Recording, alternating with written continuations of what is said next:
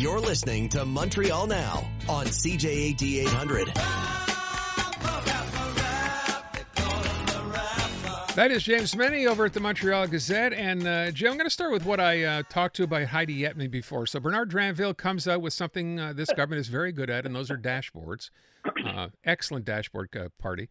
To talk about 9 different points for how he wants to change the education system. One of them, though, and there seems to be unanimous pushback already from people within the system, is over this idea of ranking individual schools and have a public database. I asked Heidi Yetman, right? So she's with the Canadian Teachers Federation about that idea. Here's what she said. That idea that you're actually shopping for a school is really bad for education because it creates a lot of inequality. Really, when it gets down to it, what we need, and I'm repeating myself here, is well-funded, publicly funded public schools that are good for everybody. So when she says parents would shop around, obviously if a school is poorly rated, you wouldn't want to send your child to that school, and that's the concern here. What do you think? Well, the concern, I think it's a reality. I mean, how many times have we, in a traditional news story where parents will be camped out at various schools to register their little ones because, little Cedric needs to have the proper introduction to his or her educational horizon. There has always been a sliding scale of appreciation of schools, and parents, being parents, will if they can, will shop around for the best school they can for their kids. All this said, there is a point when we're told that, it'd be great to have a single level of educational standards, which all of which would be good. Yeah, that's the ideal to strive for, but the fact of the matter is we do not. And when you start having these dashboards or these leaderboards, perhaps more accurately, or these ratings boards, you are suddenly doing what the Premier of Quebec doesn't want you to do, which is to compare apples to oranges to bananas, because not all schools are created equally. And the fact is the performance of these schools will be based on the resources that they receive from the incredibly centralized education system that was created by Francois Legault, at least for the time being, only for Francophone parents. He wants to extend that, obviously, to Anglophone boards. He wants to blow those up. But for the time being, if there is any, slack to be pulled in the Quebec educational system, it has to be done by Francois Legault and his entourage, because they are the ones who are in control of it. So it's great. Yeah, let's and you can tell the backstory on this, Aaron. It's we're going to shame these fat cat teachers and administrators taking all that money. They're claiming it's so tough. We're gonna publicly make them answer for their performance. The fact is, God forbid somebody did that with the government, right? Can you imagine if there was a leaderboard for the CAP government? That would be a hoot to look at every day. Unfortunately, it isn't. The closest you can get to is listening to this show. But that to one side, you simply cannot do it. The same thing, and they want to do the same thing with health. Oh, gee, this hospital is doing well, this hospital is not doing well. I mean, I get it with Click Santé, with overcrowding in ERs, because that tells you what to stay away from or what to go to. But the idea of somehow trying to perform, to quantify the daily performance of so many disparate situations, academic situations in schools that are governed by so many factors that do not fit in to this, the CAC's version, this easy black and white, well, you're doing well or you're doing not. There's a zillion explanations for that. It wouldn't show up on a leaderboard. But in the end, this is a very simplistic government that thinks simplistic solutions are the best. Can I just add to what you just said, Jim? I hadn't thought of that. You actually think this may, and I'm going to use the word payback, but given the fact that we know how much it costs to settle with teachers, the strike and everything else, you think this was kind of designed that way? Really? Absolutely. Okay. I have absolutely. There's zero question in my mind that this is. Listen, this is the same political movement that said because of low turnout at school board elections, okay, let's get rid of school boards. This is their solution to everything. Oh, saves money. It's not going to be. And for people to turn around and say, well, you're not doing a good job with health and education, as if the CAC was the first one to hear that complaint. But the fact is, they'll turn around and say, look, you want to see what's going on here? Look, it's not us. This is what's happening in the school. Mind you, it'll be very simple. As I say, you're not going to have the backstory in these schools. You're not going to have the backstories on these hospitals. But what you will have is some guy in a suit holding a folder saying, see, obviously there's room for improvement here. Damn it, they're doing the same thing. You know, we turn around, whether it's Santé Quebec and now we're going to have like Éducation Québec.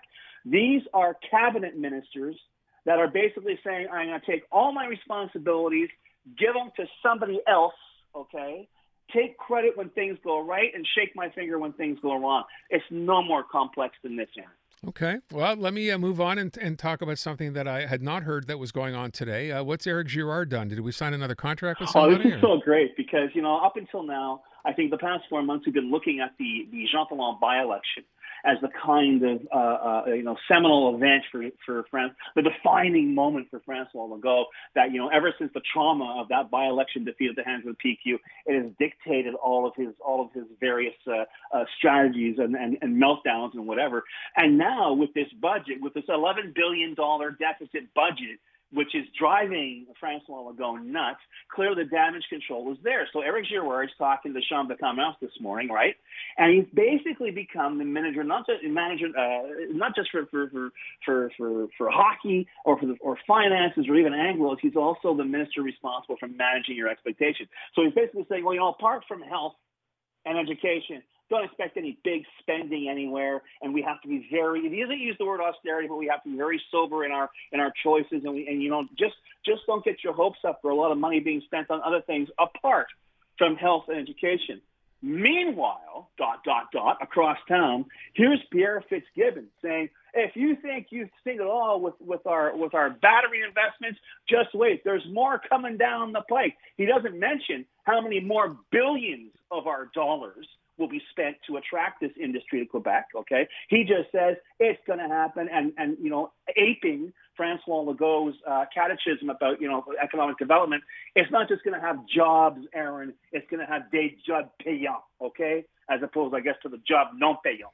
But the fact is, this is it. The same script is being used at one end of town to you know, keep talking about how our money is going to be spent to attract foreign investors to Quebec. And on the other, you've got the Minister of Finance telling the people whose dollars actually pay to make Quebec go, manage your expectations, ladies and gentlemen. It's going to be a long, long year. This is after telling us we're going to run out of electricity pretty soon, isn't it? Unless we really pay attention to what we're doing. You better. Okay. Don't let me catch you using your dishwasher during the day, my friend. Okay, because they'll, who knows? Maybe with the jurisprudence created by Bill 96, you're going to have SWAT teams coming through your door in the middle of the day because you got the washer dryer going. You know what I mean? Yeah. Listen, before we get out of here, I want to ask you, because I'm going to come back to this as my question today. We had a caller on Friday when I was talking about Francois Legault reacting, of course, to Justin Trudeau saying, no, you can't have control over your immigration. He kept using the word nation over and over, and he's been doing that a lot lately. I get it.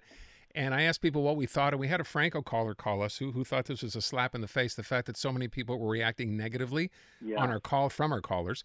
I'm just curious, does this bother you at all, this idea that the way he uses the word nation or not? No, because if you look at the backstory, the person he has to thank for that is Stephen Harper. Right, you go back to 2010. Stephen Harper was in the House of Commons. He heard that then leader of the Bloc Québécois, Gilles Duceppe, was going to table a motion seeking to have Quebec recognized as a nation in the House of Commons, and he was asked, his bowels turned to water. He says, I got to beat, I got to punch. What am I going to do here? I don't want to look bad in Quebec. So he created his own motion, which to this day, I mean, I remember Anthony Housefather, even back then, his head was exploding over it. But the fact is, a lot of people said, no, don't do this, but they did it. And he said the Quebec people constitute a nation within a united Canada, if I recall the exact wording of the motion. All that said, and everyone at the time said, it doesn't matter what the other words were, Mr. Harper, you used the word nation. And since then, it has been going on and on and on. Yes, there was a motion, I think, back in the 60s to recognize the Quebec legislature as the National Assembly. And as has been pointed out by some people in this town, just because you say you're a nation doesn't make you one.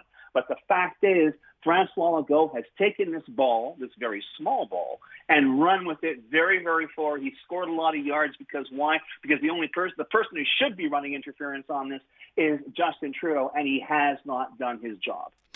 And we will leave it at that. I will come back to this as a question. Jim, thank you. Appreciate it. Adama.